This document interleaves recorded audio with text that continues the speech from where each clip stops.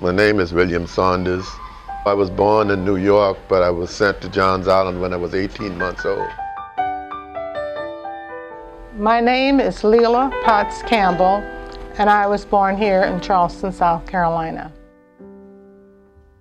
My name is Millicent Brown. I am a history professor at Claflin University, which is in Orangeburg, South Carolina. I am a native of Charleston.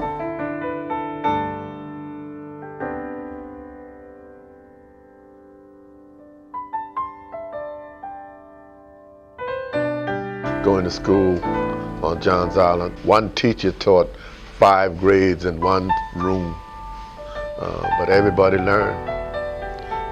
The teachers were really dedicated people. Growing up here in Charleston was a rather interesting experience as I look back and also remember my experiences, and that is that Montague Street was all white except for us.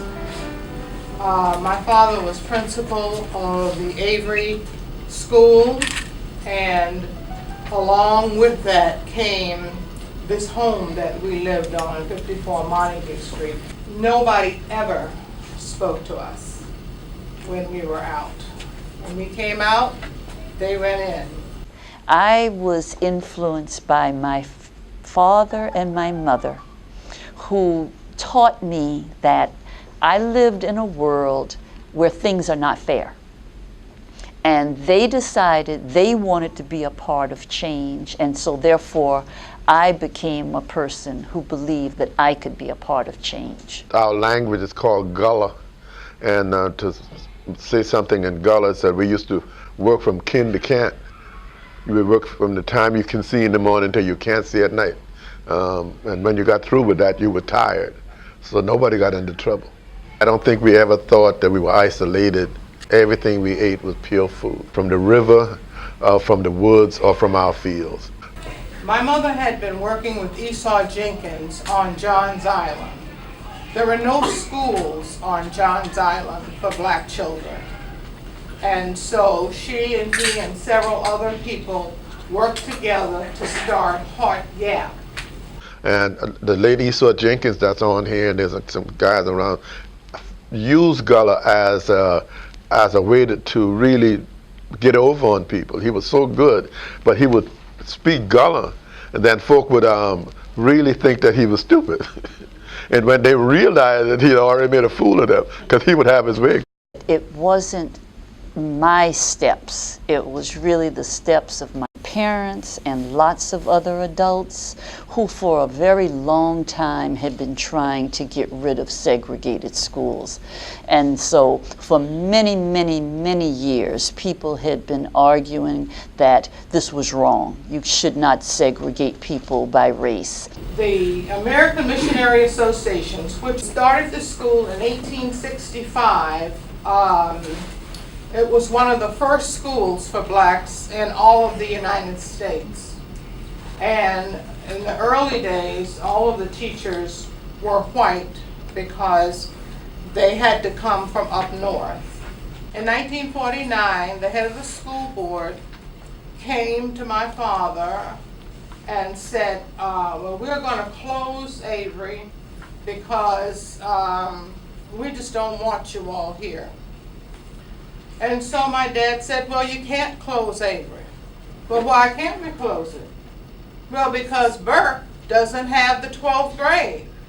There was no other school, black school in Charleston, that had the 12th grade. And if you were going to go to a college, if you were going to become a teacher, you had to go to the 12th grade. The school board closed Avery. They had been trying to close Avery for 5 years. Miss Moultrie came to me and said that 5 black nurses had got fired, and they fired them because they refused to follow order of a head nurse that wanted them to come when they came into work. They wanted them to just to go on and start working. And the law is that anytime a nurse going on duty, they got to get all the vitals and stuff from the patient, and the charts and what went on, so they can know what they're working with. So they wouldn't do it, and they fired them. So we were able to get those 5 nurses reinstated. But after we did that, we realized that there were so many people at the hospital that didn't have the nerve that those 5 nurses had. So that's when we started to organize the hospital workers. We never wanted a union.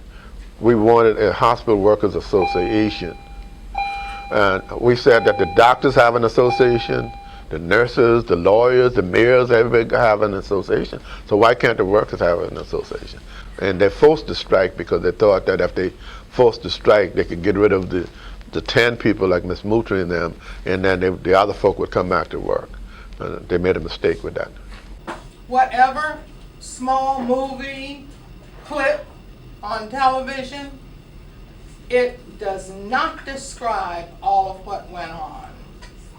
But what it does show is how much the black community really came to the aid of people.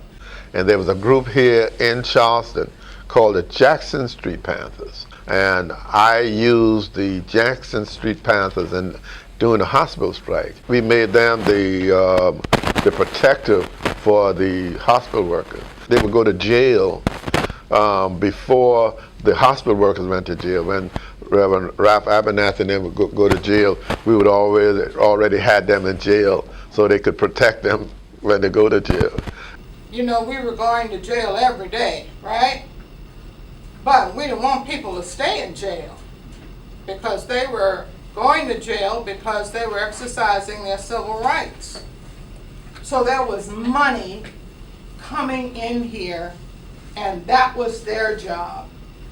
There were other people who were able to get people to put their homes up because they knew that the people that were striking weren't going to run away or any of that. So that's why you don't hear anything much about what happened in jail here during that strike, because they didn't stay in jail. We had wonderful attorneys, Charleston attorneys.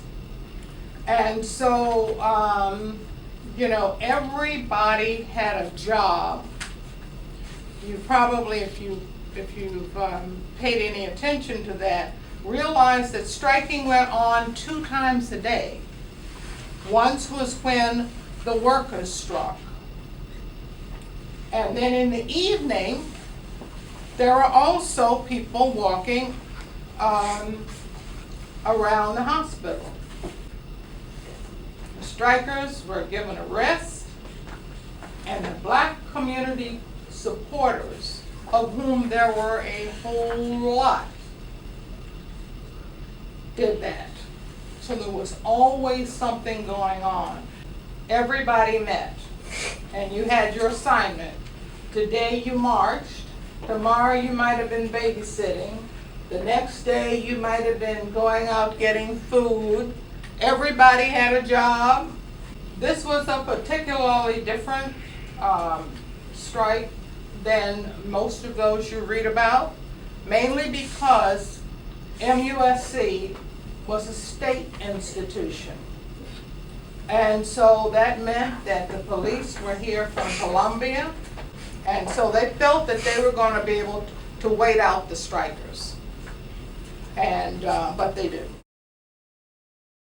Charleston lost a lot of money because when it happened was in April to July, the height of the tourist season. All of the hotels and restaurants and everything were closed up. Charleston was closed down for 100 days. We had, National Guards and stuff and curfews. When the Supreme Court in 1954 ruled that once and for all there should be no separate schools in the United States, my parents started trying to get my sister to be able to leave the all-black school and attend the school that, that had been all-white. And they did not respond. It didn't work well. They just ignored us for years. My sister graduated from high school, and we thought, oh gosh, now what are we going to do? Well, my father and mother switched my name on the suit. And then the case stayed in my name for a while. And so it was over 9 years before Charleston actually paid attention to the Supreme Court decision of 1954. In 1963, I was a part of a group of 11 students who were the first black students to attend all-white schools in Charleston. I attended Rivers High School. I went into the 10th grade, and I was 15 years old at the time. We had had bomb threats at our house even before I went to the school. So I had a father who said, you know, if they're going to blow you up, I don't think they're going to call you and tell you so first. And he made a joke of it. And he's not necessarily right, but at the time, we said, you know, that makes sense. And so we just said, we can't listen to bomb threats and be frightened, you know. We just have to know that what we're doing is the right thing. So that day when when Jackie and I went to Rivers and the bomb threats started, I think I probably didn't take them that seriously. I was more afraid of what some of the students might do. Yeah. I had kind of grown to accept the fact that if people are going to bomb you, they don't usually call you and tell you so first. They really believed that black students were inferior and shouldn't be there. Some of the teachers were some of the nastiest people. They said things to me. When students would say ugly things to me, they wouldn't reprimand them. They would let them call me names. They wouldn't say anything. The students, I remember, were shocked when I could answer questions or when I got A's on a test and they were getting F's and D's, you know, and that's what made them understand that what they had been taught was wrong. And they were just acting out on what they had been taught. Students and faculty had to get over their prejudice. Sometimes we would put on signs and carry picket signs, and we would say, if we can't work here, we're not going to shop here. And sometimes we would sit in at the counters and just sit there even if we wouldn't get served. We started COBRA right after the hospital strike in 1969. We wanted to come up with an agency to be able to find problems in the community before it began to polarize people. So we would find problem in the community before it became something that would polarize people. And we also found out that if you would send the problem to the head of the company, you can get it solved. Well, that takes time. Sometimes we would march all day long, and then we would take a break, go to one of the churches, and we'd get something to eat because we hadn't eaten all day. So I remember bologna sandwiches with mustard. That's all I remember. White bread, bologna sandwiches, and mustard. But we would get, and Kool-Aid. And we would eat, and then we would take turns, and then we'd go back. And we would sit in again, or we'd march again. And so having lunch was very important. Yeah. Every year, and sometimes, of course, then we had the same students, my parents would go on to James Island I don't know who it was they talked to or how all this happened, but girls would come and live with us. And their job was to get an education. Their job was not to babysit us. Their job was to get an education. If those girls wanted to go to college, my dad said, okay, I'll take you to college. Now in Charleston back in that time, let's see, I'm still talking about the late 40s or the early 50s. The community came together and sent children to college if the parents couldn't pay. If you were a good student and you wanted to go to college, you went to college. You didn't ask, were your expenses paid? My parents took several students from Furchgott, and one of them was Bill Saunders' brother. He was such an excellent student that my mother took him. I mean, his parents agreed, of course, and he graduated from Voorhees. My parents and people like them in the community had worked so hard to end discrimination. I felt I was there for a purpose.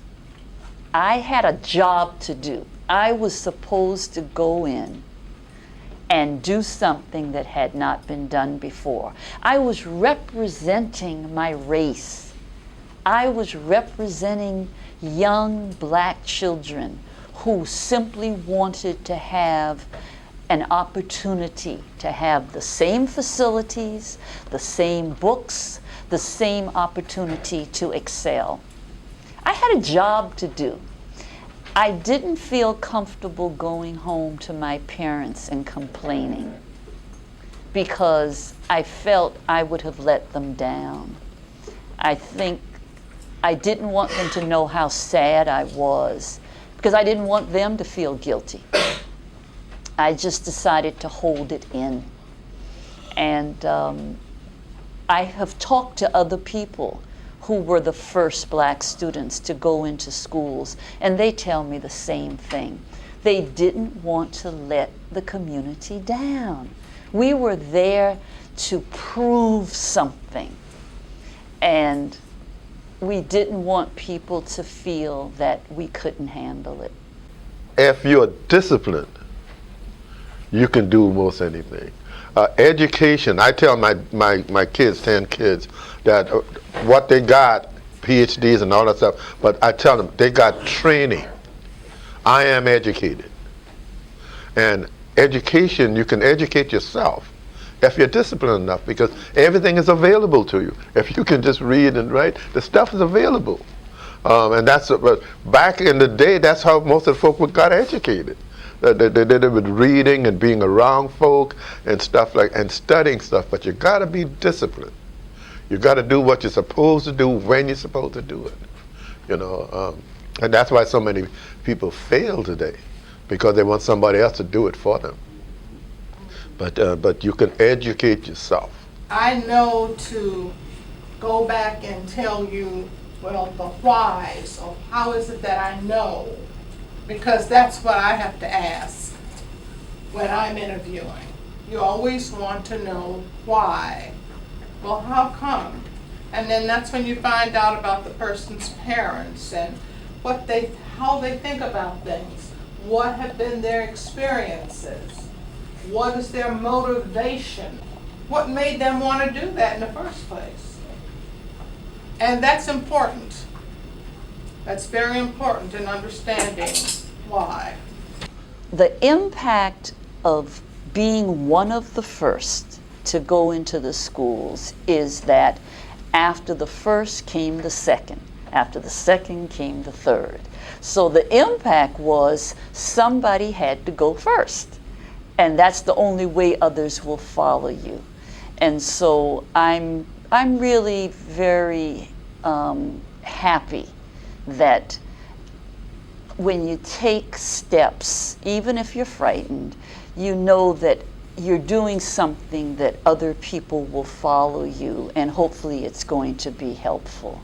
If somebody doesn't step up and demand that things change, things will never change.